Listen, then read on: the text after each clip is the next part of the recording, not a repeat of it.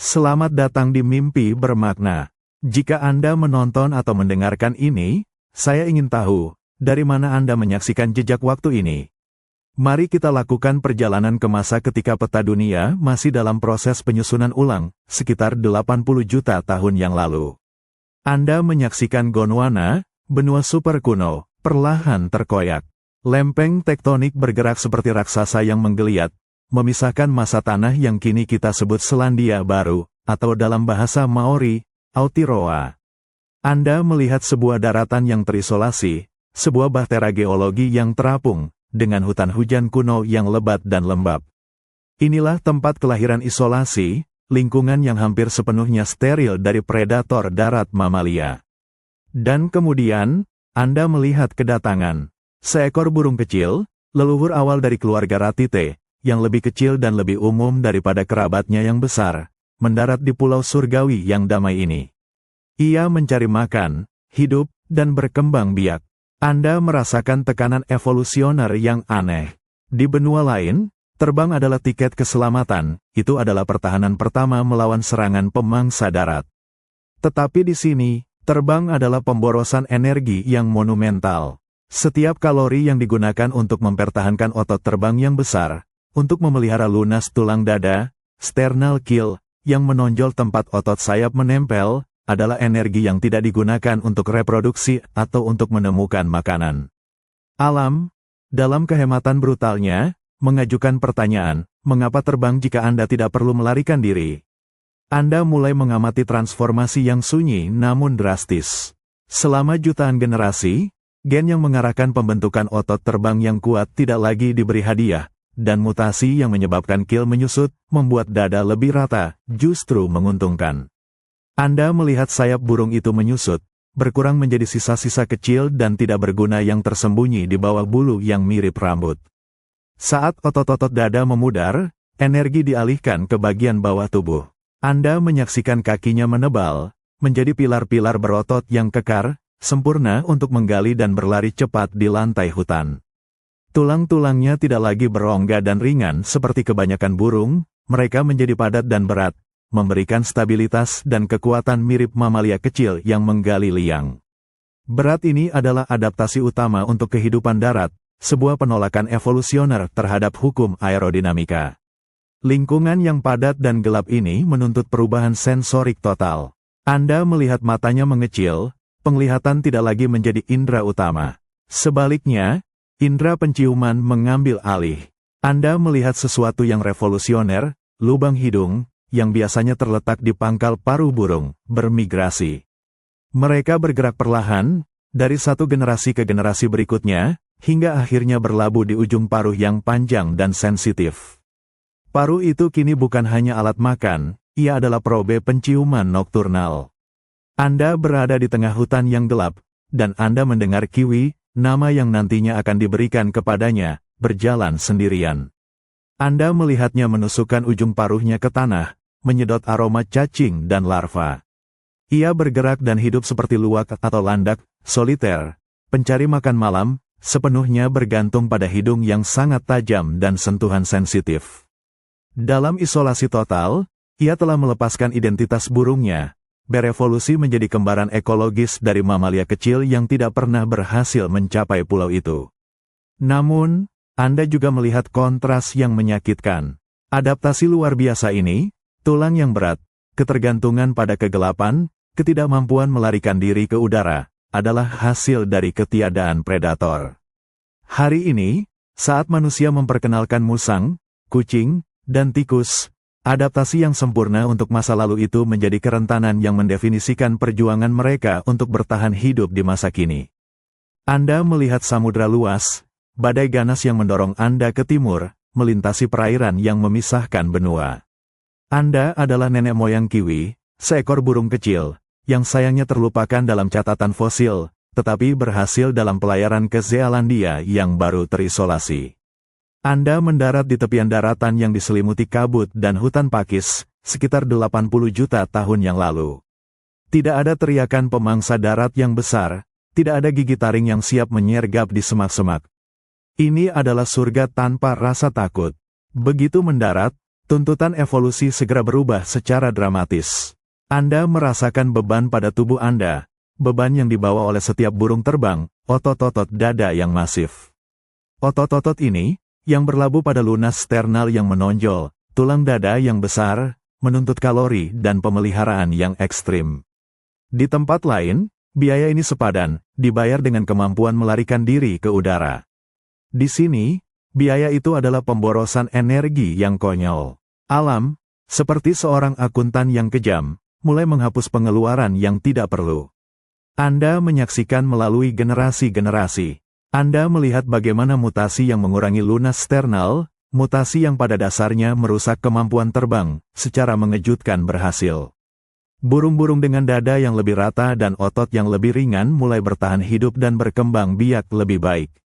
Mereka mengalihkan energi yang dihemat dari pemeliharaan penerbangan ke produksi telur dan pertumbuhan. Perhatikanlah tulang-tulang yang mendukung tubuhnya. Sebagian besar burung memiliki tulang berongga, aerodinamis. Tetapi Anda menyaksikan tulang-tulang di kakinya secara bertahap memadat, menjadi berat dan padat. Ini adalah penolakan total terhadap aerodinamika. Berat ini berfungsi sebagai jangkar, memberikan kekuatan untuk menggali dan stabilitas di tanah. Anda melihat sayapnya menyusut. Mereka tidak hilang total, tetapi menjadi struktur vestigial, hanya berupa sisa kecil yang tersembunyi. Kekuatan dan kecepatan beralih sepenuhnya ke kaki, menciptakan pilar-pilar berotot yang kokoh, sempurna untuk sprint jarak pendek dan gerakan eksplosif di bawah vegetasi lebat. Transformasi terbesar, bagaimanapun, adalah revolusi sensorik.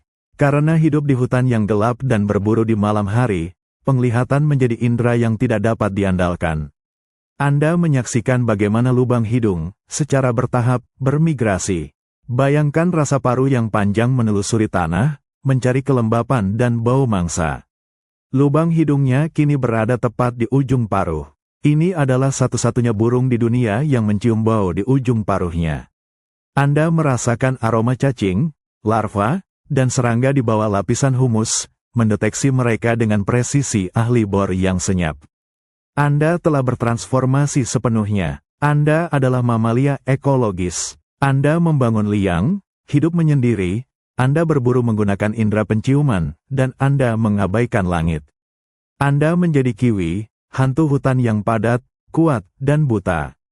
Namun, pengorbanan masa lalu kembali menghantui masa kini. Isolasi yang memungkinkan adaptasi ini pecah. Anda melihat bagaimana kaki yang kuat, tulang yang berat, dan ketidakmampuan untuk terbang, yang merupakan kesuksesan evolusioner sempurna, kini menjadi beban fatal saat predator mamalia, musang, kucing, anjing, tiba di pantai ini. Kisah kiwi adalah pengingat yang mencengangkan, bahwa alam tidak melihat ke depan, ia hanya mengoptimalkan untuk hari ini, dan kesempurnaan masa lalu dapat dengan mudah menjadi kerentanan terbesarnya. Anda berdiri di jantung hutan purba Aotearoa, pulau yang terpisah, surga tanpa kehadiran mamalia darat selain beberapa kelelawar. Rasakanlah keheningan yang tebal ini adalah keheningan mamalia. Dalam ekosistem lain, niche di lantai hutan akan ditempati oleh tikus, luwak, atau kucing liar. Di sini, ceruk-ceruk itu kosong, sebuah ruang ekologis yang menunggu untuk diisi. Sekitar 70 juta tahun yang lalu, tekanan terkuat bukanlah untuk menjadi lebih cepat atau lebih pintar, tetapi untuk menjadi lebih efisien.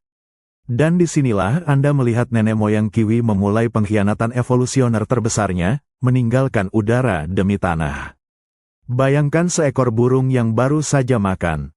Di tempat lain, energinya akan habis untuk menjaga agar jantungnya kuat, paru-parunya efisien, dan otot-otot sayapnya siap untuk lepas landas yang mendadak.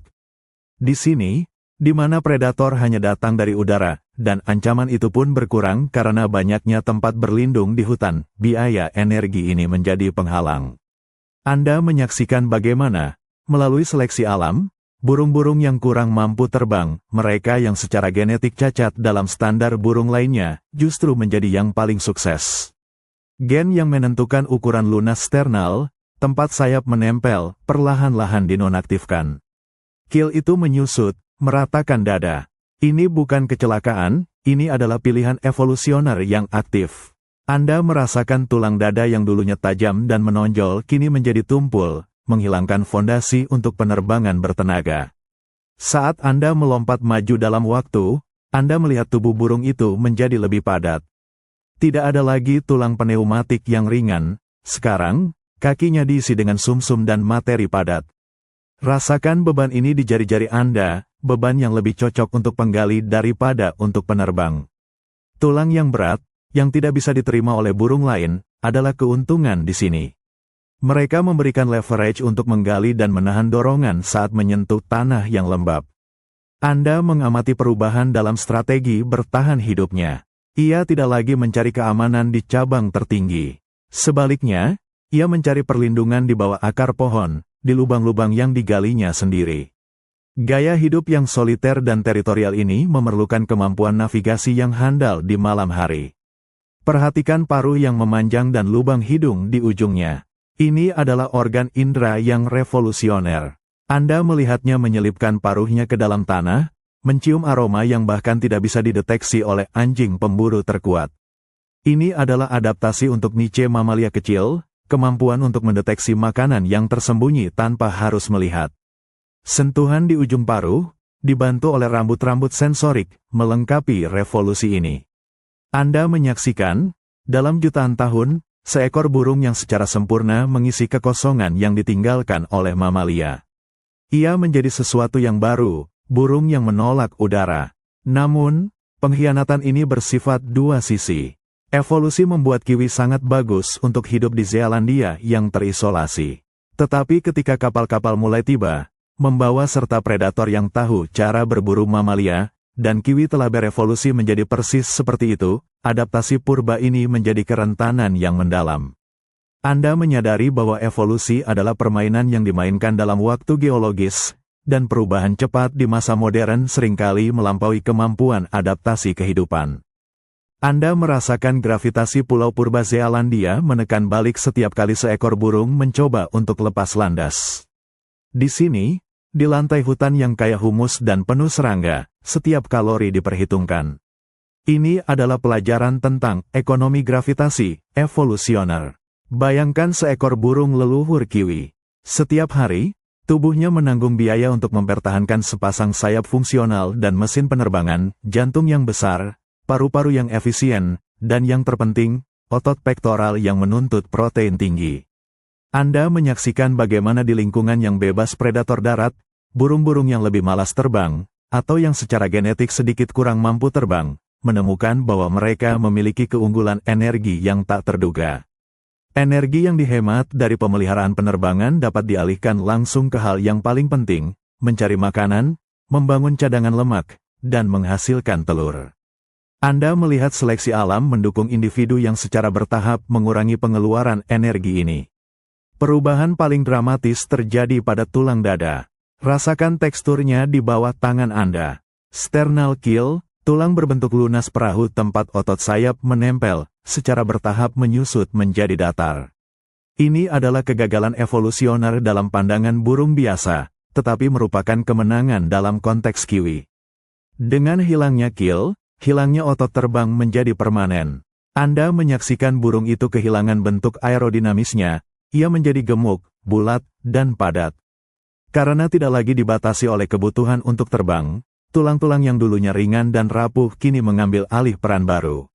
Anda melihat kepadatan meningkat, tulang menjadi padat, berat, berfungsi seperti pemberat dan peredam kejut untuk tubuh yang akan menghabiskan seluruh hidupnya mengais-ngais tanah. Kaki, sebagai gantinya, menjadi pusat kekuatan. Anda merasakan otot-otot paha yang kuat dan kekar. Kaki ini adalah segalanya bagi kiwi, alat untuk berlari sebentar di bawah semak-semak, cakar untuk mempertahankan teritori, dan mesin untuk menggali liang persembunyian yang aman. Namun, yang paling membedakan Anda dari nenek moyang terbang Anda adalah perubahan sensorik. Saat Anda mengamati kiwi modern di malam hari, Anda melihat matanya kecil, hampir tidak berguna dalam kegelapan mutlak di bawah kanopi hutan. Sebagai gantinya, Anda merasakan paruhnya yang panjang dan ramping. Di ujungnya, lubang hidung terbuka. Anda mengikuti paruh itu saat ia menusuk tanah yang basah, dan Anda menyadari bahwa Anda sedang mencium dunia di bawah kaki Anda. Aroma cacing tanah, serangga yang bersembunyi, dicium melalui ujung paruh, memungkinkan ia berburu dalam kegelapan total dengan presisi radar. Anda telah menyaksikan burung itu meninggalkan sayapnya, mengabaikan langit, dan mendedikasikan dirinya sepenuhnya pada kehidupan di lantai hutan, mengisi ceruk mamalia. Melalui jutaan tahun isolasi, kiwi mencapai efisiensi energi yang luar biasa. Sayangnya, adaptasi unik untuk kehidupan darat ini, tubuh yang padat dan kecepatan lari yang terbatas, kini membuat mereka sangat rentan terhadap pendatang baru modern. Evolusi selalu menjadi pertaruhan. Di Zealandia, kiwi memenangkan pertaruhan itu selama puluhan juta tahun, tetapi hari ini, tantangannya adalah bertahan di dunia yang tiba-tiba dipercepat. Anda menyelinap ke dalam hutan, dan kegelapan menyambut Anda. Ini adalah malam di Aotearoa Purba, waktu ketika burung-burung kiwi, Apteryx, mencapai puncak transformasi evolusionernya, turun ke semak-semak. Perubahan fisik selalu diikuti, atau didorong, oleh perubahan perilaku yang drastis. Bayangkan nenek moyang burung ini beroperasi di siang hari, mengandalkan penglihatan untuk mencari makan. Tetapi Anda melihat perubahan jadwal yang didorong oleh sumber daya dan keamanan. Tanah hutan kiwi kaya akan cacing, larva, dan invertebrata yang muncul di malam hari. Selain itu, dengan hilangnya kemampuan terbang, bergerak di bawah penutup kegelapan adalah perlindungan terbaik dari predator udara, seperti burung elang khas yang raksasa, yang pernah menguasai langit. Anda melihat kiwi beroperasi, ia tidak membangun sarang di atas pohon, ia menggali liang. Rasakan tanah yang lembab di bawah kaki Anda, dan perhatikan bagaimana kiwi menggunakan kakinya yang sangat berotot untuk mengais dan paruhnya yang kuat untuk memecah humus. Ini adalah perilaku penggalian yang sama sekali tidak seperti burung lain, tetapi sangat mirip dengan mamalia penggali. Perilaku ini menuntut tubuh yang berbeda. Menggali membutuhkan kekuatan statis dan daya tahan, bukan ringan dan kelincahan udara. Itu sebabnya Anda melihat tulang dada yang rata, otot yang dihemat dari penerbangan dialihkan untuk menopang tubuh yang lebih padat, tubuh yang dapat menahan gesekan dan tekanan saat membuat terowongan. Saat ia bergerak di malam hari, indera utama Anda bukan lagi mata. Anda merasakan paruh panjangnya menusuk ke tanah. Lubang hidung yang terletak di ujung paruh memberinya keuntungan sensorik yang tidak dimiliki burung lain. Anda mencium kelembapan dan jejak kimia organik di tanah. Ini bukan lagi hanya tentang melihat, ini tentang meraba dan mencium dunia di bawah permukaan. Perubahan perilaku yang paling penting adalah sifat soliter dan teritorialnya. Berbeda dengan banyak burung yang hidup berkelompok, kiwi adalah penyendiri. Anda melihatnya menandai wilayahnya dengan panggilan keras di malam hari, tetapi sebagian besar waktunya dihabiskan untuk berburu sendirian atau berpasangan. Gaya hidup penyendiri ini mengurangi persaingan di lantai hutan dan menyamarkan keberadaannya. Dan kemudian, ada telurnya. Anda terkejut melihat telur ini, jauh lebih besar dibandingkan dengan ukuran tubuh kiwi dewasa, menempati sekitar 20% massa tubuh betina. Ini adalah pengeluaran energi yang luar biasa, didukung oleh efisiensi makanan yang didapat dari strategi mencari makan nokturnal di lantai hutan. Telur yang besar memastikan anak yang menetas jauh lebih maju dan siap untuk bertahan hidup sendiri, karena kurangnya perlindungan yang bisa diberikan oleh induk yang tidak bisa terbang. Melalui adaptasi perilaku ini, penggalian, mencari makan nokturnal, dan isolasi, burung ini berhasil memutus ikatan evolusionernya dengan udara. Anda menyadari bahwa kiwi tidak hanya kehilangan kemampuan terbang, ia secara aktif memilih gaya hidup yang menolak terbang, gaya hidup yang dirancang untuk merangkul keheningan dan kerahasiaan hutan. Kisah ini menegaskan bahwa evolusi tidak hanya mengubah anatomi, ia secara fundamental mengubah bagaimana suatu makhluk berinteraksi dengan dunia sekitarnya, menjadikannya spesies baru yang unik. Anda memegang kerangka burung leluhur kiwi, dan Anda terkejut dengan apa yang Anda lihat. Ini bukan lagi cetak biru udara, ini adalah cetak biru kepadatan. Kita sedang membahas pengorbanan mikroevolusioner, perubahan kecil dalam struktur tulang yang menghasilkan perbedaan besar dalam cara bertahan hidup. Fokuskan pada tulang-tulang panjang di kaki dan sayapnya. Pada sebagian besar burung, tulang-tulang ini diisi dengan ruang udara dan diperkuat oleh strut internal, membuat kerangka seringan mungkin. Anda merasakan tulang kiwi, rasakanlah perubahannya, Tulang-tulangnya menjadi medular, diisi dengan sumsum tulang yang padat. Ini adalah pembalikan evolusioner yang dramatis. Berat yang dilepaskan dari lunas sternal, keel yang menyusut hingga hampir hilang, dialihkan kembali ke seluruh kerangka. Berat ini, yang akan mencegah burung terbang manapun untuk lepas landas, bagi kiwi adalah investasi. Berat badan yang lebih besar memberikan daya ungkit yang lebih baik untuk mendorong tanah saat berlari, dan yang lebih penting, untuk menggali. Kiwi adalah burung yang harus berjuang melawan gravitasi hanya untuk menembus tanah. Saat Anda membandingkan sayapnya, Anda melihat kemunduran evolusioner yang jelas. Sayapnya bukan hanya mengecil, tetapi struktur tulang internalnya telah disederhanakan dan diperlemah. Tulang-tulang sayap depannya hampir tidak fungsional, dan mereka ditutupi oleh bulu yang halus dan mirip rambut, bukan bulu terbang yang kaku. Bagi kiwi, sayap hanyalah sisa sejarah, bukan alat. Namun, di mana ia kehilangan di udara, ia menang di tanah. Lanjutkan ke kaki. Anda melihat tulang paha dan tulang kering yang sangat kuat, dengan sendi yang dirancang untuk gerakan darat yang eksplosif. Kekuatan dan daya tahan kaki kiwi memungkinkan ia berlari jauh lebih cepat daripada yang Anda perkirakan dari burung yang tampaknya canggung. Perhatikan juga paruhnya. Selain migrasi lubang hidung yang telah kita bahas, Anda melihat tulang paruhnya kuat dan di ujungnya, terdapat saraf yang padat dan sensitif. Ini bukan hanya untuk mencium bau, tetapi juga untuk meraba. Saat paruhnya menembus tanah, Anda merasakan getaran, sentuhan, dan perbedaan kecil dalam kepadatan tanah. Kiwi telah mengembangkan paruh sebagai perpanjangan dari jari dan hidung, sebuah alat multisensorik. Dalam isolasi, alam memungkinkan kiwi untuk melanggar aturan burung. Ia melakukan perdagangan besar-besaran, ia menukar udara dengan bumi, kecepatan vertikal dengan kekuatan penggalian, dan penglihatan dengan penciuman. Anda menyadari bahwa setiap detail kecil dalam anatomi kiwi, mulai dari tulang dada yang rata hingga tulang padat dan lubang hidung di ujung paruh, adalah hasil dari jutaan tahun ekonomi evolusioner yang diperhitungkan di lingkungan tanpa ancaman mamalia. Inilah keindahan pengorbanan. Dengan melepaskan satu kemampuan, ia membuka jalan untuk menjadi tuan rumah yang sempurna di dunia bawahnya sendiri. Anda merasakan beratnya memelihara mesin. Setiap organisme memiliki anggaran energi, dan kiwi mengajarkan kita tentang pajak otot evolusioner, biaya yang harus dibayar untuk mempertahankan kemampuan fisik tertentu. Untuk burung yang terbang, biaya terbesar adalah otot pektoral, otot dada, yang menempati hingga 35% dari total massa tubuh. Otot-otot ini harus selalu siap, diisi dengan protein dan energi, bahkan saat burung itu tidur. Di Zealandia purba, lingkungan bebas predator, biaya ini menjadi pajak yang sangat tinggi dan tidak perlu. Anda menyaksikan proses di mana alam memberlakukan pemotongan anggaran. Ketika kemampuan melarikan diri ke udara tidak diperlukan, mutasi yang mengurangi ukuran otot dada menjadi menguntungkan. Bayangkan generasi demi generasi, di mana burung dengan otot terbang yang lebih kecil menghemat energi yang berharga, memungkinkannya mencari makan lebih lama atau menghasilkan lebih banyak keturunan. Anda melihat otot-otot dada menyusut, dan lunas sternal yang menopangnya perlahan memudar, meratakan bagian depan tubuh.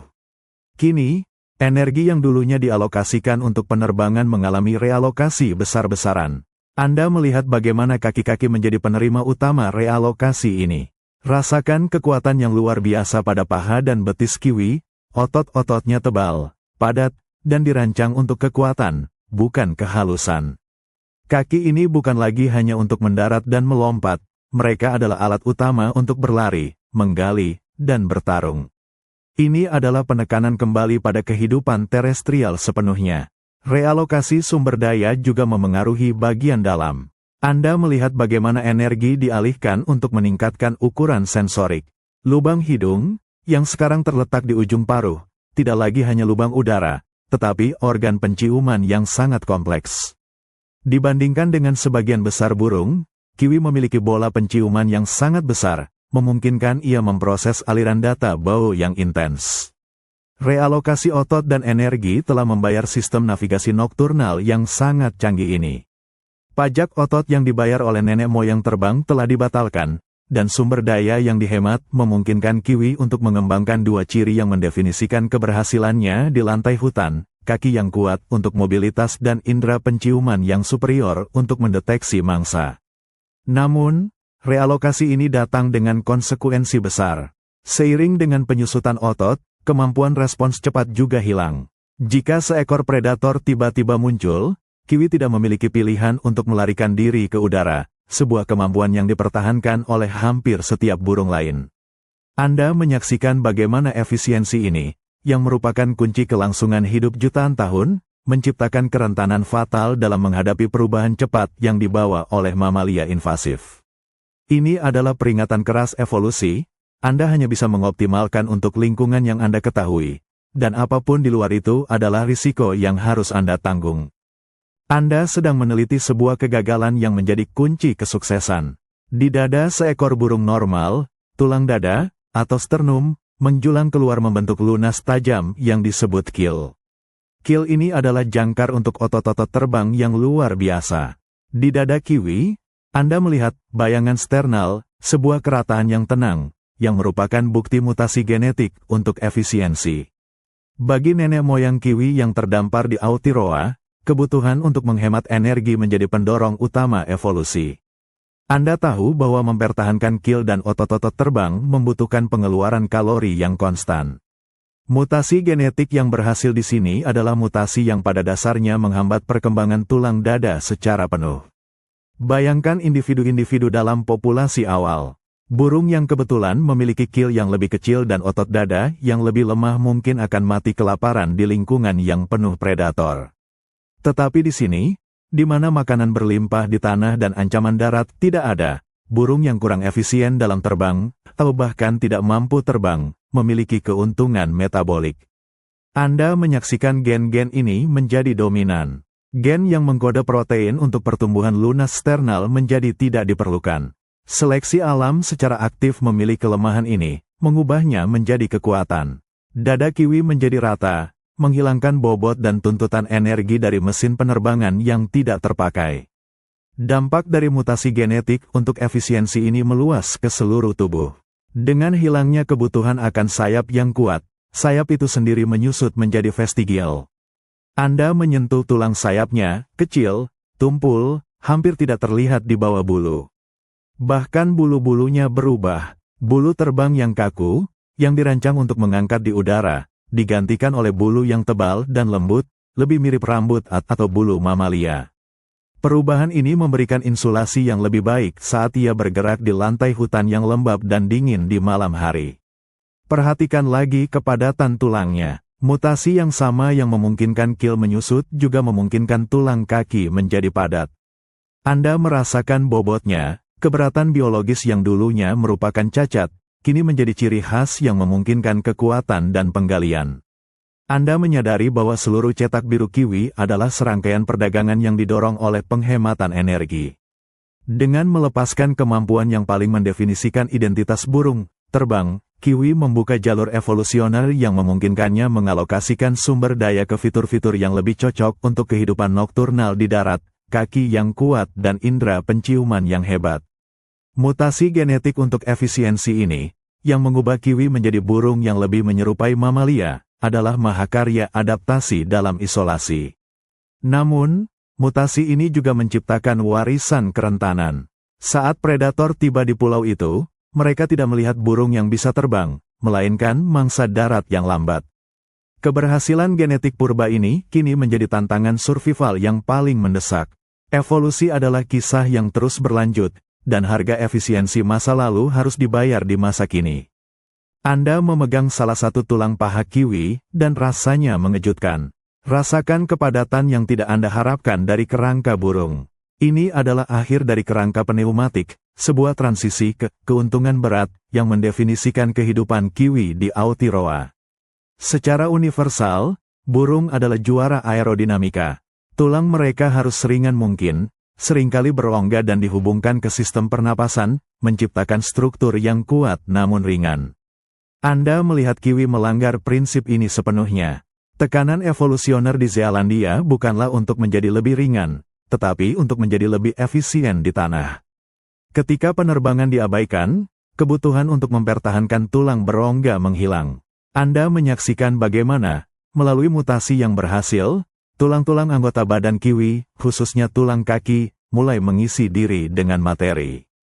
Mereka menjadi medular, diisi dengan sumsum tulang, hampir seperti tulang mamalia kecil. Bayangkan perbedaan tekanan. Burung terbang harus menahan turbulensi udara, kiwi harus menahan tekanan tanah. Berat tambahan ini, yang akan menjadi bencana di udara, adalah keuntungan di darat. Rasakan saat kiwi menggali liang persembunyiannya, tulang padat di kaki memberikan daya ungkit dan daya tahan yang luar biasa terhadap guncangan dan gesekan saat ia menembus tanah yang padat. Berat badan yang tinggi juga memberikan stabilitas di lantai hutan yang rumit dan tidak rata. Ia memungkinkan kiwi untuk bergerak dengan kecepatan tinggi dan tiba-tiba, yang penting untuk menangkap mangsa invertebrata yang bergerak cepat. Ini adalah pertukaran, kehilangan kemampuan untuk melarikan diri secara vertikal, demi kecepatan dan kekuatan horizontal yang lebih besar. Perubahan pada tulang-tulang ini juga memengaruhi cara ia menyimpan energi. Dengan tidak adanya kebutuhan akan otot terbang yang besar, alokasi energi dapat dialihkan, sebagian, untuk menyimpan lemak dan menghasilkan telur yang luar biasa besar, telur yang merupakan persentase terbesar dari massa tubuh induk untuk burung manapun di dunia. Tulang yang lebih berat memungkinkan tubuh yang lebih kuat untuk membawa beban reproduksi yang sangat besar ini. Anda menyaksikan burung yang, dalam jutaan tahun, telah berevolusi dari master udara menjadi master bumi. Ia telah membuat pilihan material, menukar Kevlar evolusioner, tulang ringan, dengan baja struktural, tulang padat. Namun, transisi ke kerangka yang berat ini, yang begitu sukses dalam isolasi, menjadi kerentanan terbesar. Ketika predator yang lincah dan berorientasi bau tiba di Aotearoa, mereka tidak bertemu dengan makhluk terbang yang sulit ditangkap. Mereka bertemu dengan makhluk darat yang padat, lambat lepas landas, dan tidak dapat mencari perlindungan di atas. Kisah tulang kiwi adalah pengingat yang menyentuh tentang bagaimana adaptasi di lingkungan yang terlindungi dapat menjadi risiko terbesar ketika lingkungan itu tiba-tiba berubah. Evolusi tidak dapat meramalkan kapal-kapal yang akan datang. Anda mengamati kiwi dan melihat apa yang dulunya merupakan kemuliaan penerbangan, kini hanyalah sisa. Inilah, sisa udara, sayap yang membeku dalam waktu, relik evolusi. Bayangkan sayap nenek moyang kiwi. Mereka adalah struktur yang rumit dan sempurna, dibentuk oleh tekanan tanpa henti dari gravitasi dan hukum aerodinamika. Tetapi di Zealandia yang terisolasi, tuntutan itu runtuh. Sayap menjadi pengeluaran energi yang tidak perlu. Anda menyentuh sayap kiwi modern. Mereka sangat kecil, hanya tersisa beberapa sentimeter tulang dan daging, yang tersembunyi di bawah bulu yang tebal dan mirip rambut. Anda tidak melihat bulu terbang yang kuat, melainkan bulu kecil yang lembut. Secara fungsional, sayap ini tidak berguna untuk penerbangan. Mereka hanyalah pengingat genetik akan sejarahnya. Penyusutan sayap ini adalah konsekuensi langsung dari hilangnya lunas sternal. Tanpa tempat berlabuh yang tepat untuk otot terbang, anggota badan tidak dapat berkembang. Mutasi genetik yang mengurangi struktur sayap menjadi menguntungkan karena setiap sumber daya yang tidak dihabiskan untuk membangun tulang, bulu, dan otot sayap dapat digunakan untuk memperkuat kaki atau sistem indera. Anda melihat bahwa sayap ini bukan hanya sisa anatomi, mereka adalah penanda geologis. Keberadaannya membuktikan bahwa kiwi memang berevolusi dari burung yang terbang, kemungkinan besar burung generalis kecil yang tersesat oleh angin. Namun, keadaannya yang tereduksi menunjukkan periode waktu yang luar biasa panjang di mana penerbangan tidak memberikan nilai kelangsungan hidup. Perhatikanlah kontras yang dramatis. Saat sayap membeku dan memudar, kaki meledak dalam pertumbuhan otot. Anda merasakan ketidakseimbangan yang ekstrim ini, bagian atas tubuh yang lemah dan meruncing, dan bagian bawah tubuh yang kuat, padat, dan dominan. Kaki kini memegang semua peran pertahanan, pergerakan, dan bahkan sebagian besar perburuan. Sayap vestigial ini juga memengaruhi perilaku kiwi. Tidak ada lagi tampilan penerbangan pacaran atau manuver udara yang rumit. Komunikasi dan pertahanan teritorialnya sepenuhnya berbasis darat, suara panggilan yang keras, dan perkelahian yang menggunakan kaki dan paruh yang kuat. Dalam konteks isolasi, evolusi bekerja seperti pematung yang kejam, menghilangkan semua yang tidak penting. Penerbangan, yang merupakan definisi utama burung, dianggap tidak penting. Namun, di sini terletak tragedi modern mereka. Ketika predator seperti musang, yang memiliki keahlian untuk berburu di darat, tiba, mereka menemukan mangsa yang tidak dapat melarikan diri ke udara. Sayap yang membeku ini adalah bukti dari masa lalu yang damai. Dan sekarang, ketidakmampuannya untuk bekerja adalah kerentanan yang mengancam keberadaannya. Anda mengakhiri pengamatan ini dengan rasa hormat yang mendalam terhadap proses evolusi. Untuk menjadi sesuatu yang baru, burung seperti mamalia, kiwi harus secara permanen mengucapkan selamat tinggal pada udara, meninggalkan sisa-sisa sayap sebagai monumen bagi pertukaran terbesar alam. Anda menyaksikan pergeseran kekuatan. Ketika burung terbang mengandalkan bagian depan tubuhnya, otot pektoral yang kuat, kiwi menempatkan seluruh kekuatannya pada bagian bawah tubuh. Ini adalah kelahiran pilar-pilar bumi, sebuah kondisi yang dikenal sebagai hipertrofi femur dan tibiotarsus. Rasakan perbedaannya di tangan Anda. Pada nenek moyang terbangnya, tulang paha, femur, adalah tulang yang ringan dan relatif tipis, hanya berfungsi sebagai engsel untuk anggota badan. Tetapi pada kiwi, femur dan tibiotarsus, tulang utama kaki bawah, menjadi masif, tebal, dan sangat berotot. Anda melihat konsentrasi otot yang luar biasa di sekitar tulang-tulang ini, menciptakan paha dan betis yang sangat kuat. Mengapa evolusi mendorong kaki yang begitu kekar? Kaki ini kini harus melakukan fungsi yang dulunya terbagi antara sayap, cakar, dan paruh. Anda melihat kiwi menggali, dan kaki itulah yang menahan seluruh bobot tubuhnya saat ia mendorong kotoran. Kaki yang kuat memungkinkan penggalian liang yang efisien, menciptakan tempat perlindungan yang tidak dapat diakses oleh sebagian besar predator udara. Selain itu, kaki ini menjadi satu-satunya alat pelarian. Anda melihatnya berlari, gerakannya cepat, serangkaian ledakan kecepatan di bawah semak-semak. Hipertrofi otot memungkinkan ledakan kecepatan jarak pendek yang diperlukan untuk lolos dari bahaya yang bergerak lambat, atau untuk mengejar mangsa invertebrata. Tulang padat yang telah kita diskusikan di bab sebelumnya semakin meningkatkan kekuatan ini. Tulang yang berat adalah fondasi yang sempurna untuk otot yang kuat. Anda melihat bagaimana kepadatan tulang berfungsi seperti baja struktural, mencegah patah saat kiwi berlari kencang atau bertarung memperebutkan wilayah. Disinilah Anda melihat pertukaran energi yang paling jelas. Energi yang dihemat dari hilangnya otot terbang di dada sepenuhnya diinvestasikan di kaki. Kiwi telah berevolusi menjadi pelari jarak pendek yang terdistribusi secara aneh, seekor burung yang pada dasarnya membawa mesin lari mamalia. Amati juga cakar kakinya. Mereka besar, tajam, dan kuat, ideal untuk menggenggam serangga, mempertahankan diri, dan menahan diri saat paruh menusuk ke tanah. Kaki kiwi adalah alat multiguna, pertahanan, serangan, mobilitas, dan penggalian. Anda menyaksikan bagaimana, di bawah tekanan isolasi, sifat-sifat anatomi kiwi telah diubah secara radikal. Kakinya telah menjadi pilar kehidupan dan kelangsungan hidupnya. Namun, seperti semua adaptasi yang spesifik, ini juga menciptakan kerentanan yang mendalam. Kaki yang besar dan kuat ini hanya bisa membawa kiwi menjauh dari bahaya di darat. Mereka tidak bisa membawanya melintasi sungai yang lebar atau ke puncak pohon yang aman. Dalam menghadapi predator yang tidak pernah dilihat oleh nenek moyangnya, kaki yang kuat ini mewakili upaya terakhir, pertarungan cepat di darat, tanpa opsi mundur strategis. Ini adalah keindahan adaptasi yang sempurna dan kelemahan yang tragis. Anda menyaksikan kiwi bergerak di lantai hutan yang gelap. Meskipun tubuhnya bulat dan tidak memiliki bentuk aerodinamis, Anda melihat kecepatan yang mengejutkan. Ini adalah pelari gempa, makhluk yang dirancang untuk kecepatan ledakan jangka pendek, pertahanan darurat di dunia di mana pelarian vertikal tidak mungkin. Dalam evolusi, setiap mekanisme pertahanan membutuhkan energi. Begitu kiwi meninggalkan penerbangan, ia kehilangan kemampuan untuk mempertahankan kecepatan tinggi yang berkelanjutan yang dibutuhkan untuk melarikan diri dari predator yang mengejar di darat.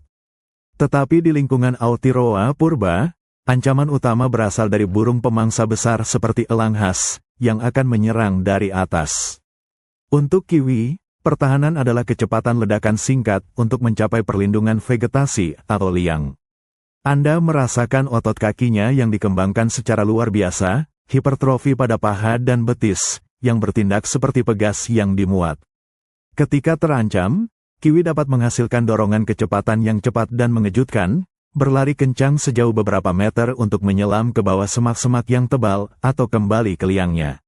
Ini adalah kecepatan maksimum yang dapat dipertahankan oleh burung yang padat dan bersahaja ini.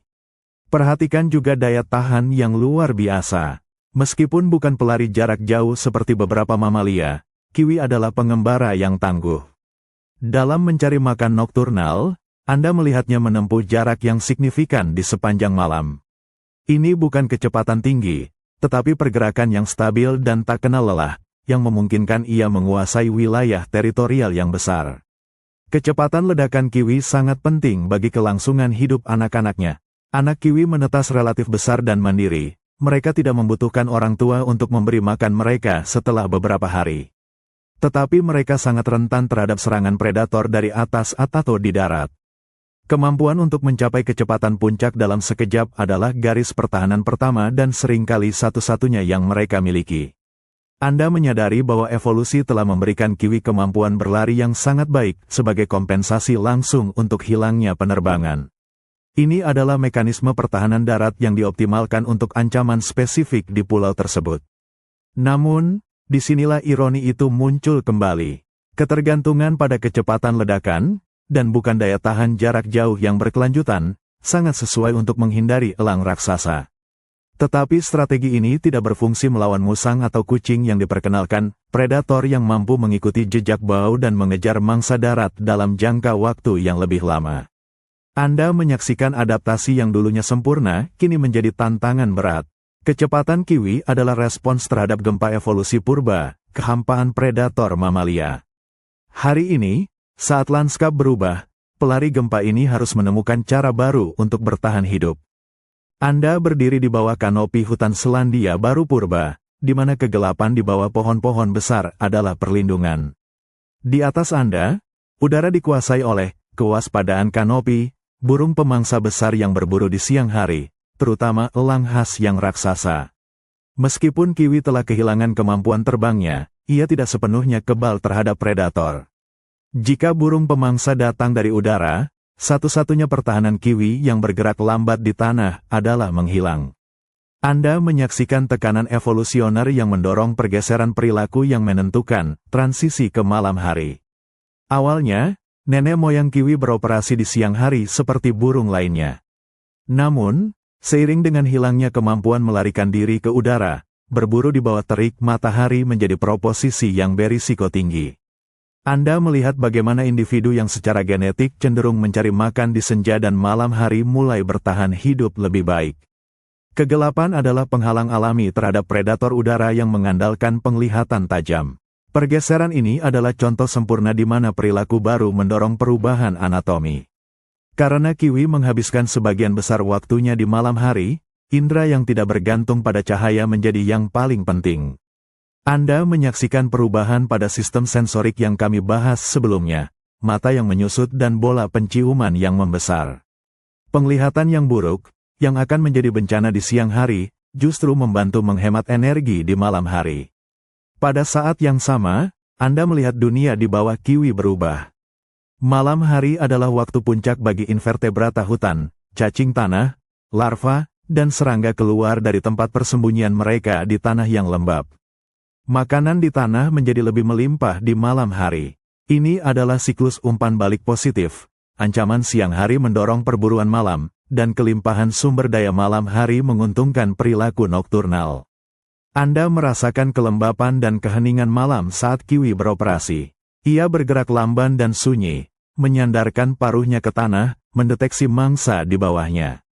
Ini adalah gaya hidup yang sunyi, soliter, dan hemat energi. Pergeseran ke malam hari juga mengurangi persaingan dengan burung-burung kecil lain yang masih harus berburu di siang hari. Kiwi mengklaim seluruh ceruk ekologis baru di lantai hutan, menjadikannya satu-satunya pemain utama. Namun, seperti semua adaptasi yang sempurna, pergeseran ke malam hari dan ketergantungan pada indera penciuman adalah pedang bermata dua di masa modern. Anda melihat bagaimana strategi berburu yang sunyi ini membuatnya tidak siap menghadapi predator mamalia yang baru tiba, seperti musang. Musang juga berburu di malam hari, dan sistem penciuman yang dikembangkan kiwi untuk mencari makan, sayangnya, juga membuatnya mudah dideteksi oleh hidung musang yang tajam. Anda menyadari bahwa keberhasilan kiwi untuk lolos dari kewaspadaan kanopi di masa lalu telah menciptakan jebakan evolusioner di masa kini. Ia telah berhasil beradaptasi dengan dunia tanpa mamalia, sekarang ia harus belajar cara bertahan hidup di dalamnya lagi. Anda menatap mata kiwi, dan Anda melihat dunia yang meredup. Inilah cahaya yang memudar, kompromi retina yang mendefinisikan perubahan drastis dalam cara kiwi merasakan lingkungannya, sebuah pengorbanan yang diperlukan untuk kehidupan malam. Bagi kebanyakan burung, mata adalah keajaiban biologis, dipenuhi dengan sel kerucut untuk warna dan resolusi tinggi. Anda merasakan kebutuhan untuk melihat dengan jelas, terutama saat terbang dengan kecepatan tinggi, menuntut penglihatan yang sempurna. Tetapi kiwi, yang telah beralih sepenuhnya ke gaya hidup nokturnal di lantai hutan yang gelap, tidak memerlukan kecanggihan visual ini. Anda menyaksikan bola mata kiwi mengecil. Ukuran relatif mata terhadap tengkorak jauh lebih kecil dibandingkan dengan burung terbang pada umumnya. Ini bukan hanya perubahan kosmetik, ini adalah perubahan struktur internal. Retina kiwi menunjukkan pergeseran evolusioner dari sel kerucut, penglihatan warna dan siang hari, menjadi sel batang, penglihatan cahaya rendah. Kiwi telah menjadi rabun jauh, beradaptasi untuk melihat apa yang ada tepat di depannya dalam kondisi minim cahaya, tetapi kehilangan kemampuan untuk memproses detail atau warna yang kaya. Ia tidak perlu melihat jauh, karena bahaya yang paling mungkin adalah yang mendekat di tanah, dan mangsa yang paling dicari berada di bawah hidungnya. Anda merasakan tekanan evolusioner yang kejam. Jika Anda tidak menggunakan suatu fungsi secara intensif, alam akan mengambil sumber daya darinya. Memelihara sistem penglihatan yang kompleks adalah pengeluaran metabolik yang mahal. Dengan mereduksi mata, kiwi membebaskan energi untuk memperkuat indera yang sekarang jauh lebih penting, penciuman dan sentuhan. Perhatikanlah kembali paruh yang panjang dan lubang hidung di ujungnya. Sistem ini, yang membutuhkan energi tinggi untuk memelihara jutaan reseptor bau dan saraf, kini menjadi fokus utama energi sensorik. Kiwi telah mengalihkan anggarannya dari pemrosesan visual cepat menjadi pemrosesan olfaktori lambat dan teliti. Ia berburu dengan hidung, bukan dengan mata. Ini adalah adaptasi yang sempurna untuk zaman tanpa predator darat. Anda dapat bergerak di malam hari tanpa perlu khawatir terlihat, dan Anda dapat menemukan makanan tanpa perlu dilihat. Kegelapan adalah selimut perlindungan, dan kebutaan relatif adalah biaya yang dapat diterima. Namun, Anda melihat ironi terakhir dari kompromi retina ini. Saat ini, ketika kiwi kadang-kadang harus bergerak di siang hari, mungkin untuk berpindah liang atau menghadapi ancaman, penglihatan yang buruk membuatnya lambat bereaksi. Ia tidak dapat melihat predator yang mendekat dari kejauhan, mengandalkan pendengaran dan penciuman yang, meskipun tajam, tidak seefektif penglihatan cepat di siang hari. Kisah mata kiwi adalah pengingat bahwa evolusi bukan tentang kesempurnaan mutlak, melainkan tentang kompromi. Dalam mengoptimalkan dirinya untuk kegelapan Aotearoa purba, kiwi membuat pilihan yang kini mendefinisikan perjuangan beratnya di hadapan cahaya yang tidak ia antisipasi. Anda membedah bagian terpenting dari evolusi kiwi, otaknya. Untuk menjadi mamalia ekologis, kiwi harus melakukan re-engineering otak, memprioritaskan indera yang sebelumnya diabaikan oleh burung terbang. Pada sebagian besar burung, area otak yang didedikasikan untuk memproses penglihatan dan koordinasi penerbangan, cerebellum, adalah yang paling dominan. Penglihatan adalah indera utama mereka. Anda menyaksikan pergeseran fokus. Rasakan tekanan evolusioner yang mendorong perkembangan indera penciuman. Kiwi hidup di malam hari, mencari makan di antara akar dan dedaunan, di mana aroma mangsa adalah satu-satunya petunjuk. Anda melihat perkembangan bola penciuman, struktur otak yang memproses bau, yang menjadi luar biasa besar untuk ukuran burung. Bola penciuman kiwi, relatif terhadap volume otaknya, adalah salah satu yang terbesar di antara semua burung yang hidup. Ia telah mengubah kimia udara, mengubah molekul bau menjadi peta yang dapat dinavigasi. Perubahan arsitektur otak ini sangat penting untuk mendukung lubang hidung yang bermigrasi ke ujung paruh. Paruh kiwi tidak lagi hanya sebuah penjepit, tetapi alat sensorik yang mengumpulkan data kimia dari tanah. Data ini harus diproses secara real-time, memungkinkan kiwi untuk menentukan kedalaman, jenis, dan pergerakan invertebrata di bawah permukaan. Anda merasakan sensasi paruh menusuk tanah, dan sinyal yang mengalir langsung ke bola penciuman yang diperkuat. Pada saat yang sama, Anda melihat area otak yang terkait dengan penglihatan menyusut. Saat mata menjadi kurang penting, energi metabolik di otak dialihkan. Kiwi menjadi ahli dalam memproses informasi taktil dan olfaktori, mengorbankan kecepatan visual demi ketelitian sensorik.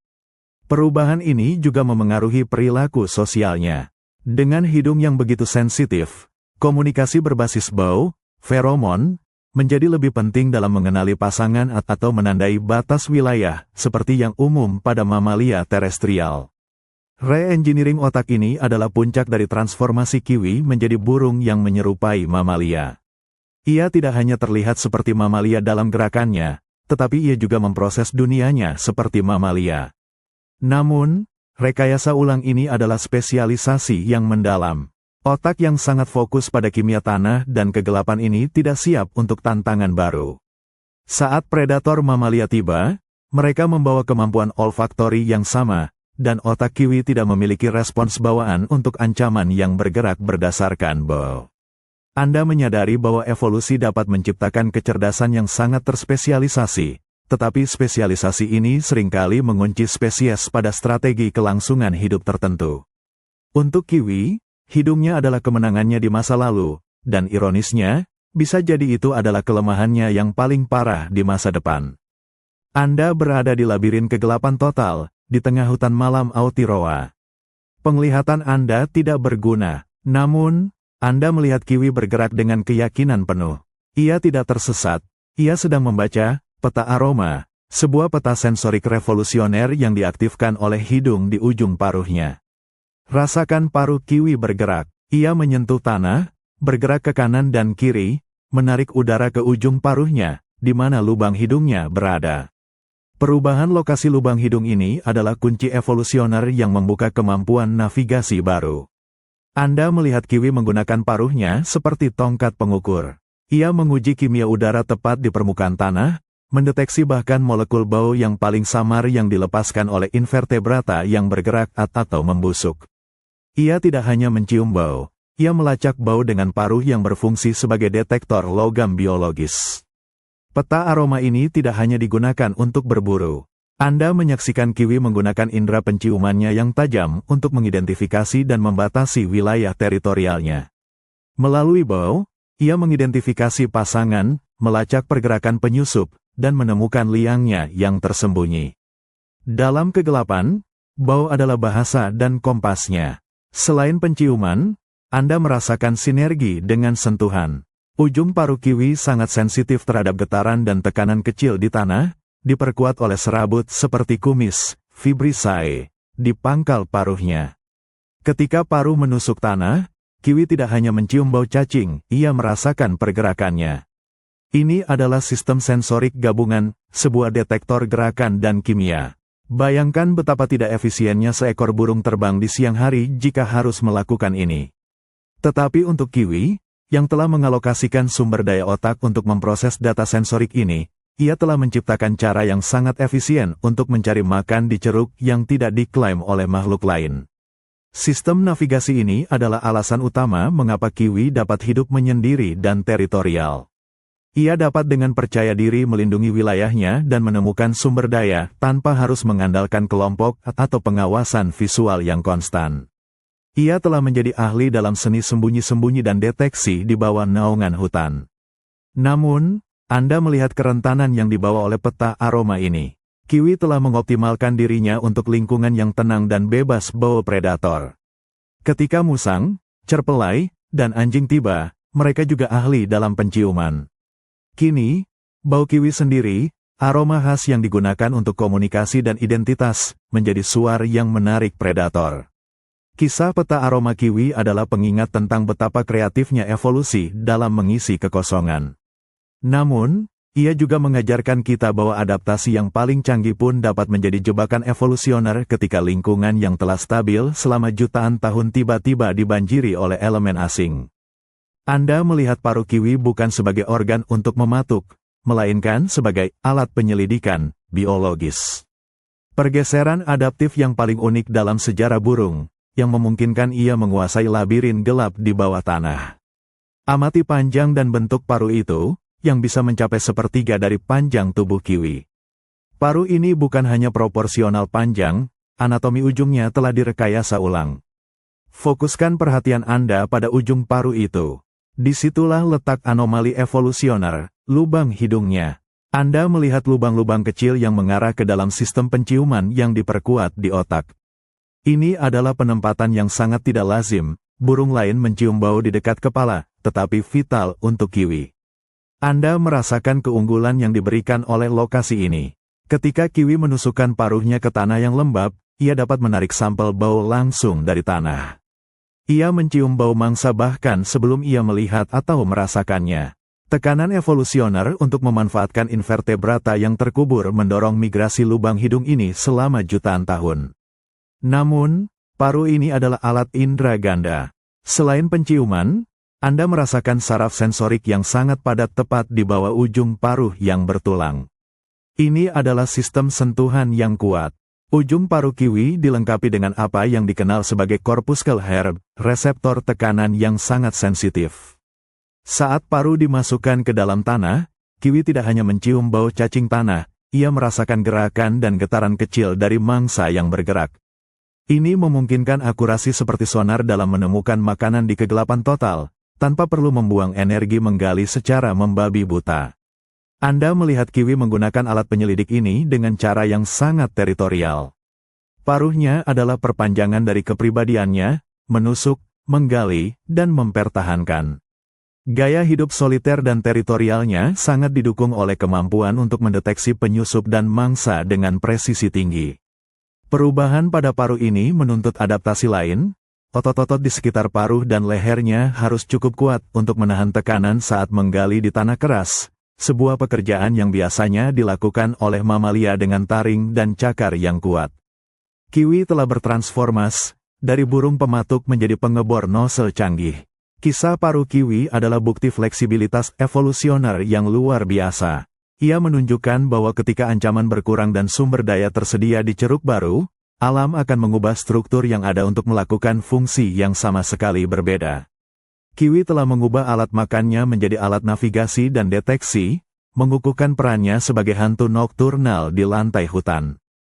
Anda menutup mata, berusaha merasakan dunia seperti kiwi. Di tengah kegelapan total, Anda tidak hanya mengandalkan penciuman, Anda mengalami simfoni sensorik, di mana sentuhan dan getaran menjadi indera yang menuntun. Paruh kiwi adalah instrumen utama dalam simfoni ini. Ketika paruh yang panjang itu menyentuh tanah, Anda melihatnya tidak hanya berfungsi sebagai tabung hidung, tetapi sebagai antena taktil yang luar biasa. Rasakan ujung paruhnya. Di bawah lapisan keras keratin, Anda menemukan kepadatan reseptor sentuhan yang luar biasa, yang disebut corpuscle hair. Reseptor tekanan ini umumnya ditemukan pada kaki burung air, membantu mereka merasakan makanan di lumpur. Tetapi pada kiwi, reseptor ini terkonsentrasi di ujung paruh, yang kini menjadi alat penyelidikan tanah utama. Corpuscle hair ini memungkinkan kiwi mendeteksi getaran kecil yang dihasilkan oleh cacing tanah, larva, atau serangga yang bergerak di bawah humus. Anda merasakan getaran kecil dari mangsa yang bergerak hanya beberapa sentimeter di bawah permukaan, dan informasi ini dengan cepat dikirim ke otak. Sinergi antara penciuman, air chemistry, dan sentuhan, getaran, memungkinkan kiwi untuk berburu dengan akurasi yang tidak dapat dicapai oleh burung biasa. Anda melihatnya menyelipkan paruh ke tanah, paruh itu mencium bau, kemudian meraba. Ketika kedua indera mengonfirmasi adanya mangsa, kiwi dapat bergerak cepat untuk menarik makanan keluar. Peran sentuhan meluas melampaui perburuan. Bulu-bulu kiwi, yang lebih menyerupai rambut atau bulu mamalia, ditopang oleh serabut seperti kumis, fibrisae, di pangkal paruhnya.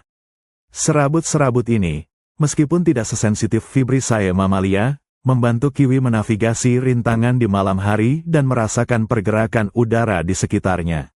Sentuhan ini menggantikan peran penglihatan cepat yang hilang. Anda menyaksikan burung yang telah mereplikasi sistem sensorik mamalia di kepalanya. Ia hidup dalam 3 dimensi, penciuman, kimia, sentuhan, tekanan, dan pendengaran, suara malam.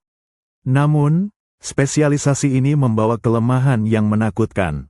Sentuhan dan getaran sangat efektif dalam mendeteksi mangsa, tetapi kurang cepat untuk mendeteksi pemangsa. Dibutuhkan waktu sejenak bagi kiwi untuk memproses getaran di tanah dan memutuskan respons. Dalam dunia yang berubah, di mana predator bergerak cepat, momen pemrosesan ini bisa menjadi perbedaan antara hidup dan mati. Kisah simfoni sensorik kiwi mengajarkan kita bahwa adaptasi adalah tentang pengalihan prioritas. Dengan meninggalkan indera cahaya demi indera kegelapan, kiwi telah menjadi ahli terestrial yang sempurna, tetapi juga tawanan yang rentan terhadap kesempurnaannya sendiri. Anda menyaksikan fenomena yang luar biasa, jalur tikus mondok, sebuah burung yang telah berevolusi menjadi tiruan ekologis dari mamalia kecil. Kiwi, meskipun secara genetik adalah burung ratite kuno, secara fungsional mengisi ceruk yang ditinggalkan oleh tidak adanya mamalia darat di Zealandia. Bayangkan tikus mondok, cerpelai, atau luwak. Mereka adalah mamalia nokturnal, penggali, bergantung pada penciuman untuk berburu invertebrata. Di Aotearoa purba, peran ini kosong, dan evolusi tidak menyukai kekosongan. Anda melihat bagaimana tekanan selektif di pulau itu mendorong kiwi untuk mengembangkan sifat-sifat yang memungkinkan tiruan ini. Tinjau kembali fitur-fitur kiwi. 1. Tubuh padat, tulang yang berat dan tidak berongga, lebih mirip mamalia daripada burung. Ini memberikan stabilitas dan kekuatan penggalian. 2. Kaki kuat, kaki besar dan berotot, dirancang untuk pergerakan terestrial yang eksplosif, meniru sprint cepat hewan pengerat. 3. Penciuman unggul, pengurangan penglihatan dan pengembangan bola penciuman yang besar, menjadikan penciuman sebagai indera utama, ciri khas mamalia nokturnal. 4. Perilaku menggali, kiwi membangun liang, yang merupakan perilaku khas mamalia kecil yang mencari perlindungan dari predator udara, yang di Zealandia purba adalah ancaman utama. Anda melihat kiwi bergerak di malam hari. Cara ia mengendus tanah dengan paruhnya yang panjang, cara ia mendorong melalui semak-semak, dan gaya hidupnya yang soliter dan teritorial, semuanya mencerminkan mamalia yang tidak pernah ada di pulau itu. Ia telah berevolusi menjadi yang paling mirip mamalia, tanpa pernah menjadi mamalia sejati. Fenomena ini, di mana spesies yang tidak berkerabat mengembangkan sifat-sifat serupa karena tekanan lingkungan yang sama, disebut evolusi konvergen. Kiwi adalah contoh paling mencolok dari evolusi konvergen burung menuju bentuk mamalia. Kiwi berhasil menguasai ceruk itu, dengan meniru perilaku dan anatomi mamalia kecil, namun tetap mempertahankan telur sebagai mode reproduksi. Kiwi mengklaim sumber daya di lantai hutan. Namun, tiruan ekologis ini membawa risiko. Ketika pelaut tiba, mereka membawa serta para tikus mondok yang sesungguhnya, musang, tikus, dan kucing. Anda menyaksikan ironi yang mendalam, kiwi telah berevolusi untuk mengisi ceruk yang kosong. Tetapi ketika makhluk yang ia tiru itu tiba, kiwi tidak memiliki pertahanan bawaan terhadap mereka. Predator yang dibawa memiliki naluri untuk memburu mamalia darat kecil, dan mereka mengenali kiwi sebagai mangsa yang cocok. Adaptasi untuk menguasai tanah kini menjebaknya di sana. Kisah jalur tikus mondok ini adalah kesaksian tentang kekosongan ekologis dan kecerdikan evolusi untuk mengisinya, sekaligus pengingat tentang betapa rapuhnya keahlian dalam isolasi. Anda mendekati wajah kiwi di tengah kegelapan, dan Anda melihat bulu-bulu yang aneh. Mereka tidak halus dan berlapis seperti bulu terbang, mereka kasar, berfilamen, dan terasa seperti rambut. Lebih menarik lagi, di sekitar pangkal paruhnya, Anda melihat bulu kumis, serabut panjang dan kaku yang berfungsi seperti Vibrissae pada mamalia. Ini adalah adaptasi lain untuk kehidupan nokturnal dan terestrial. Bulu-bulu normal yang dirancang untuk penerbangan tidak diperlukan lagi, dan bulu yang lebih mirip rambut memberikan insulasi yang lebih baik dari kelembapan tanah. Tetapi serabut di sekitar paruh adalah kunci sensorik. Anda merasakan tekanan evolusioner untuk menavigasi rintangan di malam hari. Burung yang terbang menghindari rintangan secara visual. Kiwi, dengan penglihatan yang redup, harus mengandalkan cara lain untuk merasakan lingkungan fisiknya saat ia bergerak cepat di bawah semak-semak. Bulu kumis ini, yang secara teknis adalah bulu khusus, adalah ekstensi dari indera sentuhan kiwi. Anda melihat kiwi menggunakannya untuk merasakan lingkungan sekitarnya. Saat ia berjalan, serabut ini menyentuh daun, akar, dan dinding liangnya, mengirimkan informasi taktil yang penting ke otak. Mereka bertindak sebagai sensor jarak, memungkinkan kiwi bergerak dengan kecepatan yang mengejutkan tanpa menabrak. Di dunia burung, serabut sensorik seperti ini biasanya dikaitkan dengan burung yang menangkap serangga di udara. Namun, kiwi telah mengkonversi alat tersebut. Alih-alih merasakan mangsa terbang, kiwi menggunakan serabut ini untuk merasakan lingkungan fisiknya, melengkapi simfoni sensorik yang didominasi oleh penciuman dan sentuhan paruh. Anda menyaksikan bagaimana integrasi antara sentuhan, bulu kumis, dan getaran, ujung paruh, memungkinkan kiwi untuk membangun peta mental 3 dimensi di kegelapan. Ia tidak hanya tahu di mana mangsa berada di bawahnya, ia juga tahu di mana dahan dan akar berada di sekitarnya. Serabut sensorik ini adalah bagian dari paket adaptasi yang membuatnya sangat efektif sebagai pengganti mamalia. Mamalia nokturnal seringkali mengandalkan kumis yang sensitif untuk navigasi jarak dekat. Kiwi telah mengembangkan ekuivalen biologis yang berfungsi sama. Namun, seperti semua adaptasinya, ada kelemahan. Bulu kumis dan bulu tubuh yang longgar ini tidak memberikan perlindungan aerodinamis atau struktural. Kiwi sangat rentan terhadap kerusakan fisik dan, yang lebih penting, menjadi target yang mudah bagi predator yang tidak perlu khawatir tentang penerbangannya. Anda melihat kiwi sebagai makhluk kompromi evolusioner yang ulung. Ia telah mengubah bulunya, tulangnya, dan otaknya. Ia telah menjadi burung yang berhasil, namun bukan di udara. Keberadaannya adalah bukti bahwa evolusi akan mengambil jalan apapun yang paling efisien, bahkan jika itu berarti meninggalkan esensi identitas kelompoknya sendiri.